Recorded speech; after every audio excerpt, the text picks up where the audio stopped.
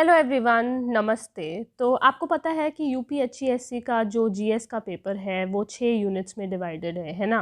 तो आज हमने छठी यूनिट उठाई है और छठी यूनिट है इंडियन कॉन्स्टिट्यूशन एंड इकोनॉमी, यानी कि भारत का संविधान और भारत की अर्थव्यवस्था। ठीक है, ये बहुत ही वाइड टॉपिक है, तो इसके लिए काफ़ी सारी वीडियोज़ आएंगी जैसी दूसरी यूनिट्स के लिए आएंगी। तो आज का जो सब टॉपिक जो मैंने प्रीवियस ईयर क्वेश्चन पेपर्स को देख के समझा, इस पूरे जो पॉलिटी का, जो इंडियन कॉन्स्टिट्यूशन का जो सिलेबस है, उसमें से सबसे ज़्यादा जो इम्पोर्टेंट मुझे सब टॉपिक लगा वो था इंडियन कॉन्स्टिट्यूशन, यानी कि भारत की कार्यपालिका। तो इंडियन कॉन्स्टिट्यूशन में आप जानते हो कि कौन सी पोस्ट आती हैं, जैसे कि प्रेसिडेंट, हमारे राष्ट्रपति, वाइस प्रेसिडेंट, उपराष्ट्रपति। वाइस प्रेसिडेंट के ऊपर तो हम लोग बहुत सारे प्रीवियस ईयर में देख चुके हैं, क्वेश्चंस पूछे गए हैं। उसके अलावा आते हैं हमारे प्राइम मिनिस्टर, यानी कि प्रधानमंत्री, और काउंसिल ऑफ मिनिस्टर्स जो पीएम की मदद करते हैं, है ना। तो आज जो मैंने सब टॉपिक लिया है इंडियन एग्जीक्यूटिव का, उसमें भी आज हम लोग राष्ट्रपति से रिलेटेड क्वेश्चंस को डिस्कस करेंगे। मैं कोशिश करूंगी कि जल्दी जल्दी क्वेश्चंस डिस्कस करूं, और यकीन मानिए, मैं इतने सारे लोगों ने मुझे बोला है कि आप हिंदी में नहीं पढ़ाती क्या, ये सवाल पूछा है।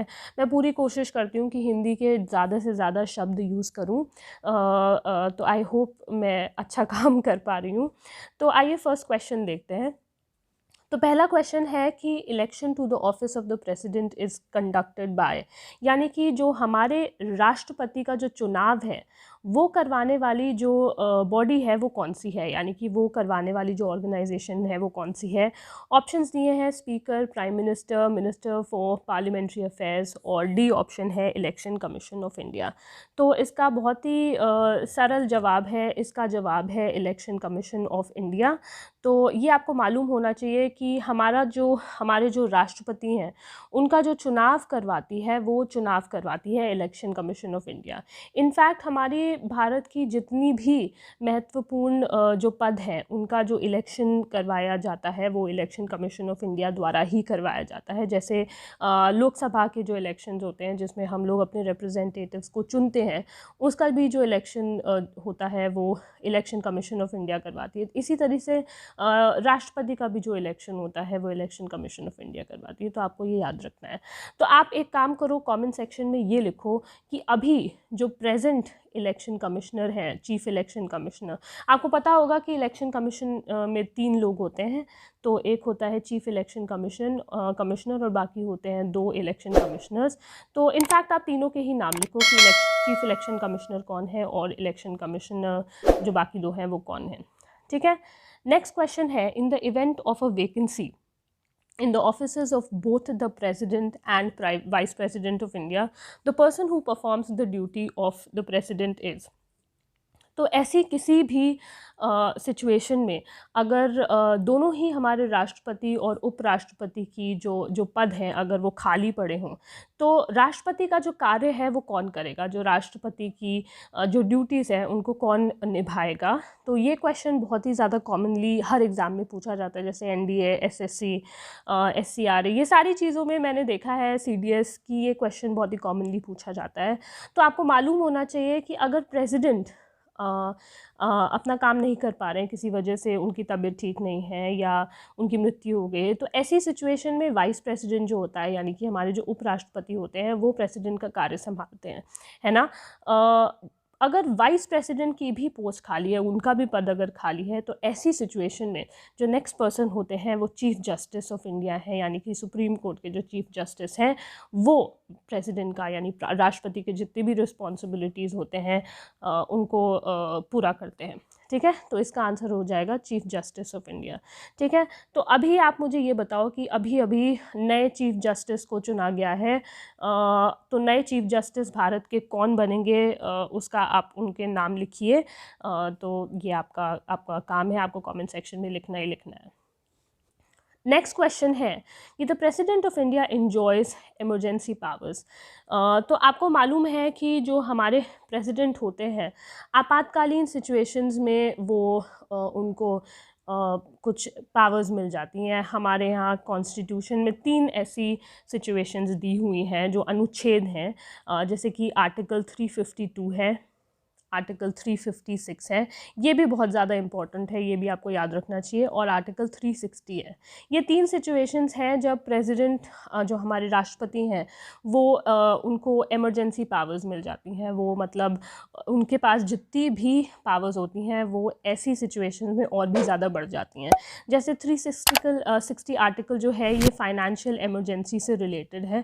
तो आपका जो काम है, आपका ये काम है कि आप कमेंट सेक्शन में लिखो कि 352 है वो कौन सी इमरजेंसी से रिलेटेड है, और जो 356 है वो कौन सी इमरजेंसी से रिलेटेड है। ये 2 अनुच्छेद के बारे में लिखो, और अगर कोई डिटेल में लिख सकता है तो बहुत ही अच्छी बात है।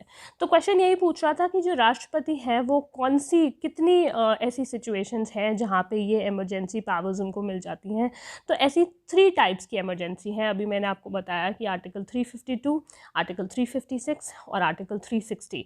तो इन तीनों आर्टिकल्स में 3 तरीके के इमरजेंसी सिचुएशंस, आपातकालीन सिचुएशन के बारे में दिया गया है जब प्रेसिडेंट को उनकी आम तौर की जो उनको पावर्स दी गई हैं उससे ज़्यादा पावर्स उनको मिल जाती हैं।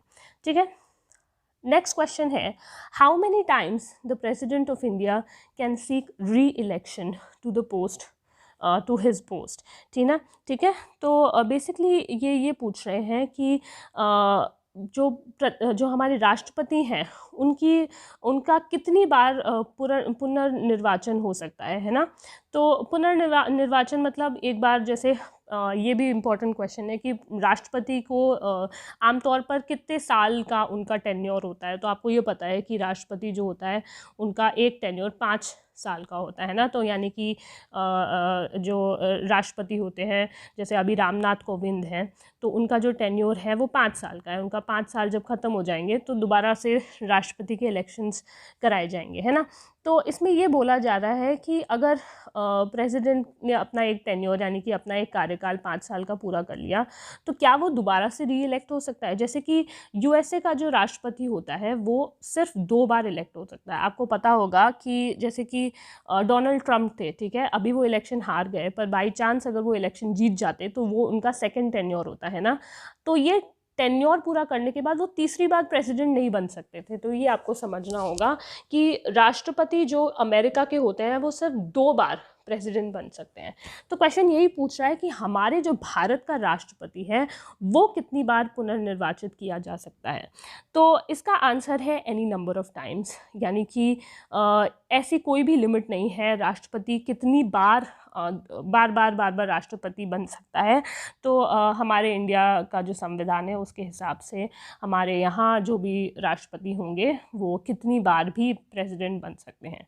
पर अजीब बात यह है कि भारत में अभी तक ऐसा सिर्फ एक बार हुआ है कि एक प्रेसिडेंट ने 2 टर्म्स लगातार पूरे करे हैं। तो आपको मुझे जवाब देना है कि वो कौन से राष्ट्रपति हैं जिन्होंने 2 टर्म्स यानी कि पूरे 10 साल वो भारत के राष्ट्रपति रहे। तो आपको उनका नाम बताना है, ठीक है। नेक्स्ट क्वेश्चन है, which of the following appointments is not made by the president of India. तो इसमें ये पूछ रहे हैं कि जो हमारे जो राष्ट्रपति हैं वो बहुत सारे पद होते हैं उनकी नियुक्ति करते हैं ना, अपॉइंटमेंट करते हैं, नियुक्ति करते हैं। तो इसमें ये पूछ रहा है कि इन चारों ऑप्शन में से ऐसा कौन सा पद है जिसका जो नियुक्ति है वो हमारे राष्ट्रपति नहीं करते हैं। तो ऑप्शन है speaker of the Lok Sabha, chief justice, chief of the air staff, chief of the army. ठीक है, तो इसका जो जवाब है वो है स्पीकर ऑफ द लोकसभा। जो लोकसभा के स्पीकर होते हैं उनकी नियुक्ति प्रेसिडेंट नहीं करते हैं। जो चीफ जस्टिस होते हैं उनकी नियुक्ति प्रेसिडेंट करते हैं, और chief of the air staff और आर्मी का भी जो नियुक्ति होती है वो प्रेसिडेंट ही करते हैं। तो इसलिए इसका आंसर हो जाएगा स्पीकर ऑफ द लोकसभा। ठीक है, नेक्स्ट क्वेश्चन है, in case the president wishes to resign to whom, sorry question की लैंग्वेज थोड़ी गलत है, कि अगर राष्ट्रपति चाहे तो वो अपना इस्तीफ़ा दे सकता है, पर वो अपना इस्तीफ़ा किसको एड्रेस करेगा। जैसे हम लोग किसी को लेटर लिखते हैं ना, तो हम लोग लिखते हैं कि रिस्पेक्टेड फला फला रिस्पेक्टेड डैश सर, है ना। तो ये जो एड्रेस होता है, जो राष्ट्रपति अपना इस्तीफ़ा लिखते हैं, तो वो किसके नाम पर लिखते हैं या कौन सी पद पर वो लेटर लिखते हैं? तो इसका जवाब है उपराष्ट्रपति, यानी कि प्रेसिडेंट को जब भी इस्तीफ़ा देना होता है तो वो जो अपना इस्तीफ़ा होता है वो वाइस प्रेसिडेंट के नाम पर लिखते हैं कि वो अपना इस्तीफ़ा वाइस प्रेसिडेंट को सौंप रहे हैं। ठीक है, तो इसका आंसर हो जाएगा उपराष्ट्रपति यानी कि वाइस प्रेसिडेंट। ये सारे क्वेश्चंस मैंने ऐसे उठाए हैं जो बहुत ही ज़्यादा कॉमनली पूछे जाते हैं, क्योंकि यूपीएचसीएससी में देखा मैंने, जो आमतौर पे प्रीवियस ईयर क्वेश्चन पेपर्स में देखा, वो ये देखा कि जो क्वेश्चंस हैं वो बेसिक लेवल के पूछे जाते हैं। तो मैंने बेसिक लेवल के क्वेश्चंस इसीलिए उठाए हैं ताकि एटलीस्ट हमारा बेस क्लियर हो जाए, जो इजी चीज़ें हैं वो हम लोग क्लियर कर लें। धीरे धीरे जैसे मैं ज़्यादा वीडियोस बनाऊंगी तो ऑफ कोर्स लेवल टफ होता चला जाएगा। तो आई होप कि आप लोग इन सवालों के जवाब दे पा रहे हो, मैक्सिमम सवालों के जवाब दे पा रहे हो। अगर नहीं तो कोई बात नहीं, इस वीडियो के बाद आप इन सारे सवालों का जवाब हमेशा दे पाओगे, है ना। अब नेक्स्ट क्वेश्चन है, what is the maximum age limit prescribed for the post of the president of India. अब ये होता है कि जो भी जैसे चीफ जस्टिस होते हैं, जजेस ऑफ सुप्रीम कोर्ट, जजेस ऑफ हाई कोर्ट, या फिर अगर टीचर्स की भी मान लो जो नियुक्ति होती है, सबकी एक मैक्सिमम एज लिमिट होती है कि 65 ईयर्स तक वो वर्क कर सकते हैं, 62 ईयर्स तक वो वर्क कर सकते हैं। तो इस तरीके से एक मैक्सिमम एज होती है, सुपर एन्युएशन बोलते हैं उसको। इसका मतलब ये है कि आप एक एज के बाद आप काम नहीं कर सकते। मोस्टली ये देखा गया है, ये होता है जजेस में। आपने देखा होगा कि कितनी जल्दी जल्दी सुप्रीम कोर्ट के जो चीफ जस्टिस हैं वो बदलते हैं। रीज़न ये है कि चीफ जस्टिस जो सुप्रीम कोर्ट का बनता है वो सीनियर मोस्ट जज होता है सुप्रीम कोर्ट का।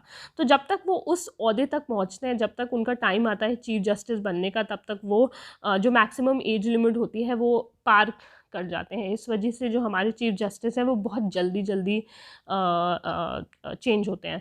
तो अब इससे मुझे ये याद आया कि अभी ये बहुत कंट्रोवर्सी चल रही है कि अभी जो हमारे जो चीफ जस्टिस थे, उनके पूरे कार्यकाल में, जबकि उनका इतना लंबा कार्यकाल रहा, उन्होंने सुप्रीम कोर्ट में एक भी नया अपॉइंटमेंट नहीं किया था। तो इस वजह से उनका काफ़ी क्रिटिसिज्म हुआ, क्योंकि सुप्रीम कोर्ट में ऑलरेडी इतने सारे पेंडिंग केसेस हैं और पूरा जो जितने जजेस अपॉइंट किए जा सकते हैं वो ना अपॉइंट होने की वजह से काफ़ी सारे केसेस पेंडिंग पड़े ही रह जाते हैं। तो ये काफ़ी आज मतलब कल कंट्रोवर्सी चल रही थी। तो यहाँ पे यही पूछ रहे हैं कि अगर प्रेसिडेंट की जो पोस्ट है, जो पद है, तो उस पद पे जो बैठेगा उसकी मैक्सिमम एज लिमिट कितनी प्रिस्क्राइब की गई है, कितनी कही गई है। तो इसका आंसर है there is no maximum age limit. अभी अभी मैंने आपको बताया कि जजेस या कोई भी और जो पोस्ट होती हैं वहाँ पे एक मैक्सिमम एज लिमिट होती है कि ठीक है 65 साल के बाद, उम्र के बाद आप नहीं काम कर सकते, या 62 उम्र के बाद आप नहीं काम कर सकते। पर राष्ट्रपति के पद के लिए ऐसा कुछ नहीं है। राष्ट्रपति अगर 70 साल का भी होगा और उसको अगर इलेक्ट किया जाएगा तो वो भी राष्ट्रपति बन सकता है। कोई भी मैक्सिमम एज लिमिट राष्ट्रपति के लिए नहीं है। नेक्स्ट क्वेश्चन है, a presidential ordinance can remain in force. Presidential ordinance यानी कि जो अध्यादेश होता है वो कितने समय तक के लिए लागू किया जा सकता है। ठीक है, अध्यादेश आप जानते हो, जैसे कि आपको पता है कि जो भी लॉज पार्लियामेंट में पास होते हैं वो दोनों ही हाउसेस से पास होते हैं ना, लोकसभा राज्यसभा दोनों ही इसको पास करते हैं और फिर ये जाता है प्रेसिडेंट के पास और प्रेसिडेंट इसको सिग्नेचर कर देता है। वो बिल जो होता है वो लॉ में कन्वर्ट हो जाता है ना। ये बेसिकली नॉर्मल प्रोसीजर होता है। पर ऐसी सिचुएशंस में जब या तो लोकसभा सेशन में नहीं है या फिर राज्यसभा सेशन में नहीं है तो लॉज कैसे पास होंगे, है ना। तो ऐसी सिचुएशन में क्या होता है, जब कोई बहुत ही ज़्यादा इमरजेंसी होती है तो प्रेसिडेंट जो होता है, जो राष्ट्रपति होता है, वो अध्यादेश पारित करता है। अध्यादेश बेसिकली जो होता है वो एक टेम्प्रेरी सोल्यूशन होता है, एक टेम्प्रेरी कंडीशन होती है कि अभी क्योंकि कोई एक हाउस सेशन में नहीं है इसलिए हम ये पास कर रहे हैं क्योंकि सिचुएशन डिमांड करती है। पर ये जो अध्यादेश है, देखा गया है कि गवर्नमेंट्स उसका काफ़ी मिसयूज़ करती हैं। जो बहुत बड़े बड़े मुद्दे होते हैं उस पर अपने आप लॉज बना के उसको लागू कर देते हैं, जबकि उन लॉज को प्रॉपर प्रोसीजर से पास होना चाहिए, यानी कि दोनों हाउसेस में डिस्कशन होना चाहिए, उसके बाद कहीं फिर प्रेसिडेंट के पास जाना चाहिए सिग्नेचर के लिए। तो पर खैर वो जो भी सिचुएशन है, तो क्वेश्चन ये पूछ रहा है कि जो अध्यादेश होता है उसकी उसकी टाइम लिमिट कितनी होती है, कि वो अगर अध्यादेश लागू किया गया है तो वो कितने समय के लिए लागू किया गया है। तो इसका द आंसर है फॉर 6 मंथ्स। ये आप हटा दीजिए। तो इसका आंसर है 6 मंथ्स के लिए, यानी कि अगर कोई प्रेसिडेंट का अध्यादेश पास किया गया है तो उसे 6 मंथ के लिए लागू किया जा सकता है। 6 महीने के अंदर अंदर इसे दोनों हाउसेस में पास कराया जाना चाहिए। अगर ये पास नहीं होता है तो ये लैप्स कर सकता है, मतलब ये फोर्स में नहीं रहेगा, है ना। तो इसका आंसर है 6 महीने। नेक्स्ट क्वेश्चन है, the president of India is elected by the. अब ये बहुत ही ज़्यादा कॉमन क्वेश्चन है, आपको ये क्वेश्चन का जवाब आना ही आना चाहिए। इसमें ये पूछा है कि राष्ट्रपति का जो चुनाव होता है वो कौन लोग करते हैं, ठीक है। आपको ये तो पता ही होगा कि राष्ट्रपति का चुनाव इनडायरेक्टली होता है। एक होता है डायरेक्ट इलेक्शन, एक होता है इनडायरेक्ट इलेक्शन। डायरेक्ट इलेक्शन आप जानते हो कि लोकसभा में जितने भी लोग बैठे हुए हैं उनको हमने डायरेक्टली इलेक्ट किया है, हमने पोलिंग बूथ में जाके उनके लिए वोट डाले हैं, है ना, इसीलिए वो वहाँ लोकसभा में बैठे हैं। पर राष्ट्रपति के लिए हम डायरेक्टली वोट नहीं डालते। राष्ट्रपति के लिए एक इलेक्टोरल कॉलेज बना हुआ है।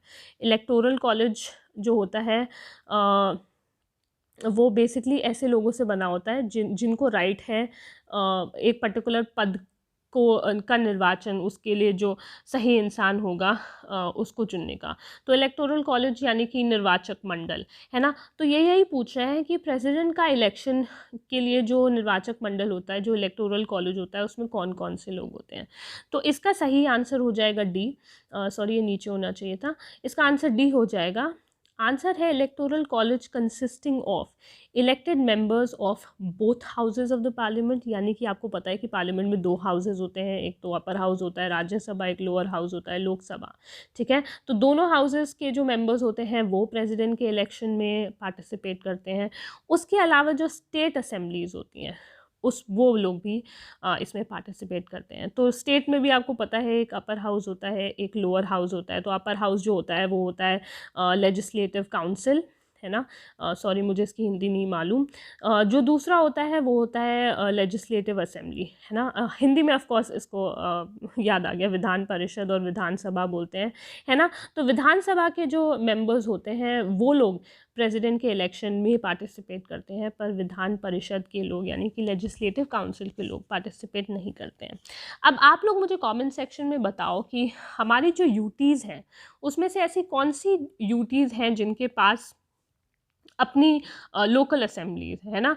तो आपको पता होगा कि यूटीज़ में बेसिकली या तो चीफ कमिश्नर होता है या लेफ्टिनेंट गवर्नर्स होते हैं जो लोग वहाँ पे काम करते हैं। पर ऐसी ऐसी यूटीज़ हैं जहाँ पे दो नहीं, जहाँ पे अपने हाउसेस हैं, जो लोग अपना रूल खुद बना सकते हैं। तो इसका जवाब आप मुझे कमेंट सेक्शन में दोगे, ठीक है। नेक्स्ट क्वेश्चन है ये फिर से दोबारा बहुत ही ज़्यादा महत्वपूर्ण क्वेश्चन है, ठीक है। ऊपर वाले क्वेश्चन में अगर मैंने ये कह दिया कि वो अपने लॉज खुद बना सकते हैं तो आप पूरा फेस वैल्यू पे मत जाइए, वो बहुत ही डिटेल्ड डिस्कशन होता अगर मैं इसे पूरी तरीके से एक्सप्लेन करती। तो अभी आप उसको डिटेल में मत लेके जाओ, आप इतना समझ लो कि आपको ये बताना है मुझे कि कौन सी 2 यूटीज़ हैं जहाँ पे उनकी अपनी लोकल असेंबलीज़ हैं, ठीक है। आगे का जो क्वेश्चन है वो ये है कि under which article of the constitution can the president be impeached. अब ये तो आपको पता होगा कि प्रेसिडेंट का जो रिमूवल प्रोसेस होता है, प्रेसिडेंट को अगर किसी को हटाना है, ठीक है, तो उस प्रोसेस को बोलते हैं इम्पीचमेंट, है ना। इम्पीचमेंट यानी कि महाभियोग, है ना। तो ये जो इम्पीचमेंट है ये इंडियन कॉन्स्टिट्यूशन यानी कि भारत के संविधान के कौन से आर्टिकल, कौन से अनुच्छेद में लिया हुआ है। ये बहुत ही ज़्यादा इम्पॉर्टेंट क्वेश्चन है। ऐसे क्वेश्चंस स्पेशली अनुच्छेद पूछते हुए कि फला फला जो चीज़ है वो कौन से अनुच्छेद में दी हुई है, ऐसा पूछा गया है। और हमने प्रीवियस ईयर क्वेश्चन अगर आपने नहीं देखे हैं तो आपको ज़रूर देखना चाहिए, उसमें पूछे गए हैं कि कौन सा अनुच्छेद है जिसमें ये चीज़ दी हुई है। तो ऐसी चीज़ें आपको जो इम्पॉर्टेंट अनुच्छेद है वो तो ज़रूर याद रखना रखने हैं। तो इसका आंसर है आर्टिकल 61, अनुच्छेद 61 में पूरी प्रोसीजर दिया हुआ है कि राष्ट्रपति को जो है उसको इम्पीच किया जाएगा। राष्ट्रपति को इम्पीच करने का सिर्फ एक बेस है, मतलब सिर्फ जब एक रीज़न होता है तभी आप राष्ट्रपति को इम्पीच कर सकते हो। ठीक है, तो आप मुझे कमेंट सेक्शन में बताओ कि ऐसी कौन सी कंडीशन है जब राष्ट्रपति को इम्पीच किया जा सकता है। ठीक है, तो ये आपका काम है कमेंट सेक्शन में आपको इसका जवाब देना है। नेक्स्ट क्वेश्चन है, who among the following is constitutionally empowered to declare a geographical area as a scheduled area, यानी कि कौन सा ऐसा पद है जिसके पास ये राइट्स हैं कि वो भारत के किसी भी भूभाग को शेड्यूल्ड एरिया यानी कि अनुसूचित भाग डिक्लेयर कर सकता है। तो आपको मालूम है कि शेड्यूल्ड एरिया क्या होता है। मैं जब शेड्यूल्स पढ़ा रही थी आपको मालूम है कि भारत में 12 शेड्यूल्स हैं, है ना। तो जो 12 शेड्यूल्स हैं उनमें से एक जो शेड्यूल है वो शेड्यूल्ड एरियाज़ के बारे में बात करता है, मतलब कुछ एरियाज़ के बारे में बात करता है, और क्योंकि वो शेड्यूल में दिया हुआ है इसी वजह से उसको शेड्यूल्ड एरिया बोलते हैं। तो बेसिकली जो शेड्यूल्ड एरियाज़ होते हैं वो फिक्स नहीं है। ठीक है, उस किसी एरिया को शेड्यूल्ड एरिया डिक्लेयर किया जा सकता है, किसी को शेड्यूल्ड एरिया की लिस्ट से हटाया भी जा सकता है। तो ये जो काम होता है कि कौन सा एरिया जो है उसको हम डिक्लेयर करते हैं, तो ये जो डिक्लेरेशन होता है, ये जो काम होता है, ये किसका होता है। तो ऑफ कोर्स हम प्रेसिडेंट के बारे में, राष्ट्रपति के बारे में पढ़ रहे हैं, तो आपको समझ में आ गया कि ये प्रेसिडेंट का काम होता है। अभी यहाँ पे तो मैं राष्ट्रपति के ऊपर ही डिस्कस कर रही हूँ, तो इसका आंसर आपको समझ में आ गया होगा, पर अगर एग्ज़ाम में ये पूछा जाएगा तो आप कन्फ्यूज़ हो जाओगे, क्योंकि कभी आपको ये लग सकता है कि कहीं प्रेसिडेंट तो नहीं, कहीं गवर्नर तो नहीं, ये सारे ही कन्फ्यूजिंग हो सकते हैं अगर आपको आइडिया ना हो तो बेसिकली किसी भी भूभाग को अगर अनुसूचित भाग डिक्लेयर करना है तो ये काम प्रेसिडेंट का ही होता है। ठीक है, अब आप मुझे बताओ कि शेड्यूल्ड एरियाज़ जो हैं वो भारत के कौन से शेड्यूल में दिए गए हैं। शेड्यूल के आपको नंबर्स पता है, जैसे शेड्यूल 1, 2, 3, 4। मैं पहले भी प्रीवियस ईयर क्वेश्चन में पूछ चुकी हूँ, ये क्वेश्चन फिर से रिपीट करती हूँ, आपको मुझे ये बताना है। अब नेक्स्ट क्वेश्चन है, बहुत ही इंटरेस्टिंग क्वेश्चन है ये। क्वेश्चन कह रहा है, ये बेसिकली एक स्टेटमेंट दिया हुआ है। तो ये जो स्टेटमेंट है वो कह रहा है कि ही represents the nation but does not lead the nation, यानी कि वो भारत को प्रस्तुत करते हैं, नहीं पता नहीं इसको क्या बोला जाएगा, मतलब भारत का प्रतिनिधि तो होता है ये इंसान, पर मतलब देश को ये चलाता नहीं है, लीड नहीं करता। तो बेसिकली ये पूछ रहा है कि ये जो पद है ये देश का प्रतिनिधि तो है पर देश को चलाता नहीं है सही मायनों में। तो अगर ये स्टेटमेंट आपसे पूछा जाए तो आप ये स्टेटमेंट किस पद के लिए बोला गया होगा, आपको ये पता लगाना है। तो इसका आंसर हो जाएगा प्रेसिडेंट, राष्ट्रपति। दो चीज़ें होती हैं, एक होता है डे फैक्टो, एक होता है डे ज्योर, है ना। डे फैक्टो वो पोस्ट होती है जिसके पास एक्चुअली में पावर्स होती हैं, है ना, जो एक्चुअली में लीड कर रहा है नेशन को। तो आपको ये मालूम होगा कि ये होता है प्राइम मिनिस्टर, यानी कि भारत का प्रधानमंत्री, जो कि अभी है नरेंद्र मोदी, उनका सेकंड टेन्योर चल रहा है। जो भी डिसीजंस हैं हमारे देश के वो प्राइम मिनिस्टर लेंगे, पर उन डिसीजंस पे सिग्नेचर करने के लिए जो इंसान होंगे वो होंगे डे ज्योर हेड, यानी कि प्रेसिडेंट। डे ज्योर का मतलब ये है कि वो एक नॉमिनल हेड है, यानी कि उनके पास असलियत में कोई पावर्स नहीं है। उनको अगर प्राइम मिनिस्टर बोलेंगे कि ये बिल है, आपको इसे साइन करना है, तो उन्हें करना पड़ेगा, क्योंकि यही उनकी रिस्पॉन्सिबिलिटी है।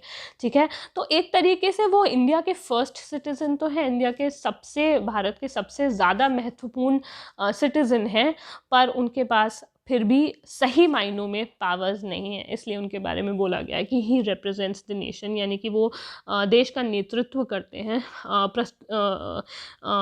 उसको प्रतिनिधि हैं उसके, पर वो देश को चलाते नहीं। ठीक है, तो इसका आंसर हो जाएगा राष्ट्रपति।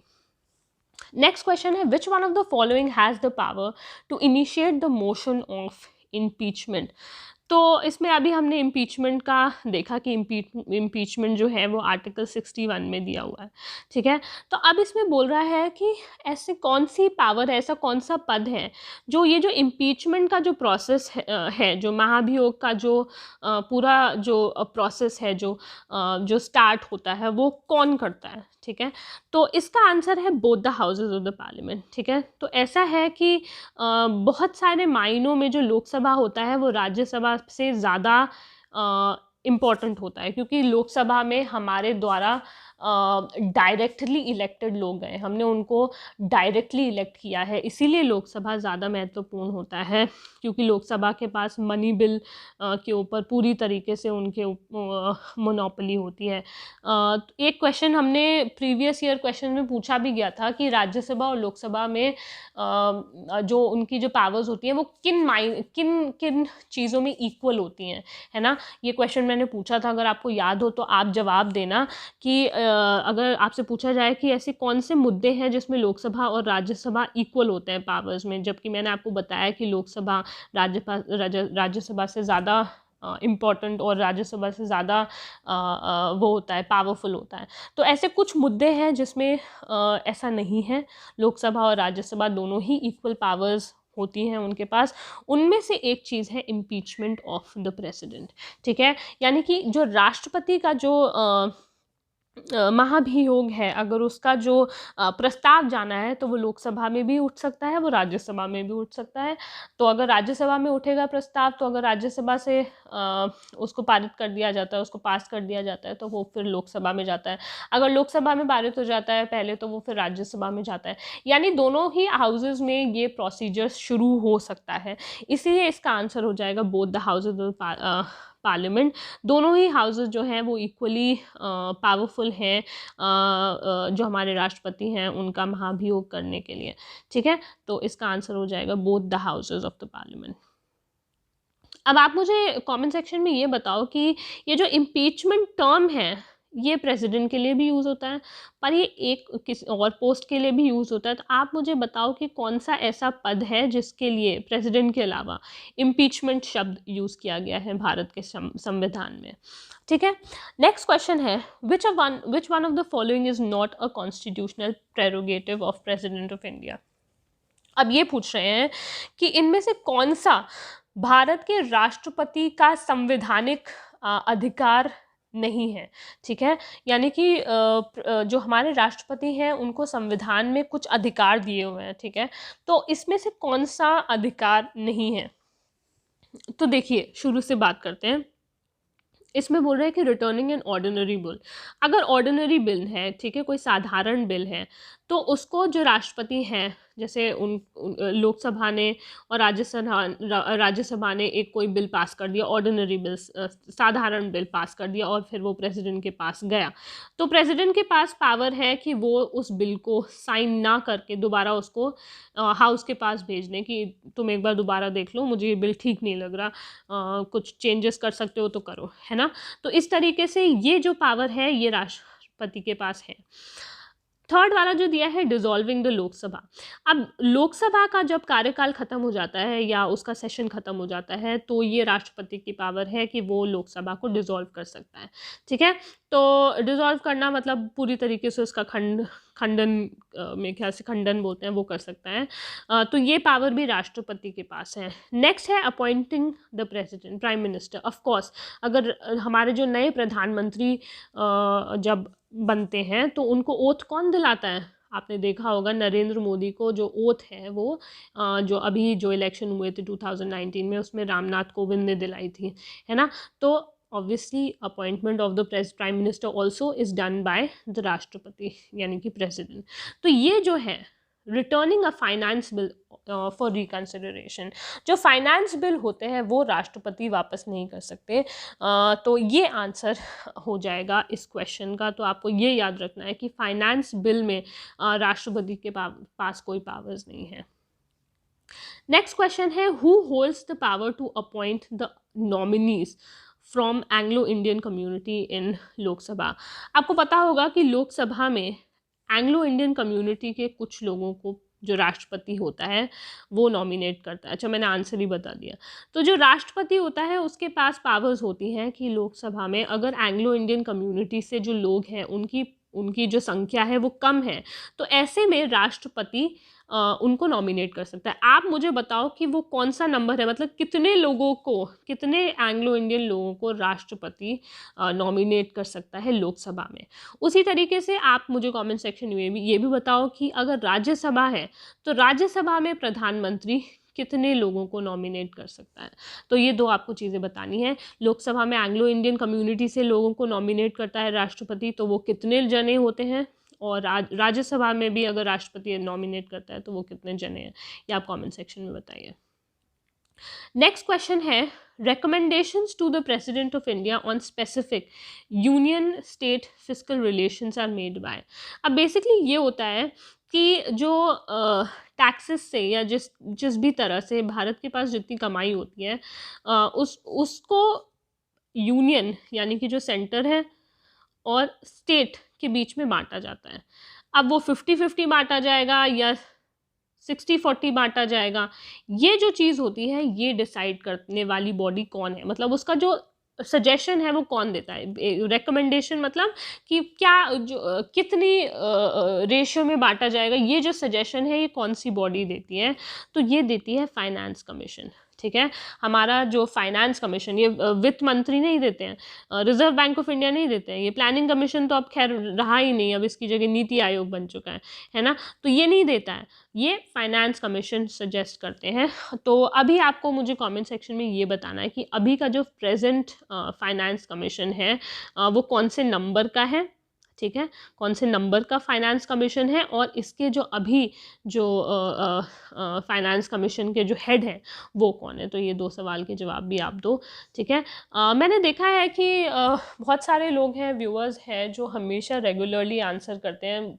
काफ़ी लोगों के तो मुझे नाम भी याद हो चुके हैं, तो मुझे बहुत अच्छा लगता है जब आप लोग आंसर करते हो, और लोगों को भी आंसर करना चाहिए, क्योंकि मैं हमेशा कोशिश करती हूँ कि मैं आपके आंसर्स का अच्छी तरीके से रिप्लाई कर सकूँ, आपको मोटिवेट कर सकूँ, क्योंकि मोटिवेशन बहुत ज़्यादा ज़रूरी है। तो अगर आप कमेंट करोगे, मैं आपको मोटिवेट करने की पूरी कोशिश करूँगी, तो आप ज़रूर कमेंट करिएगा।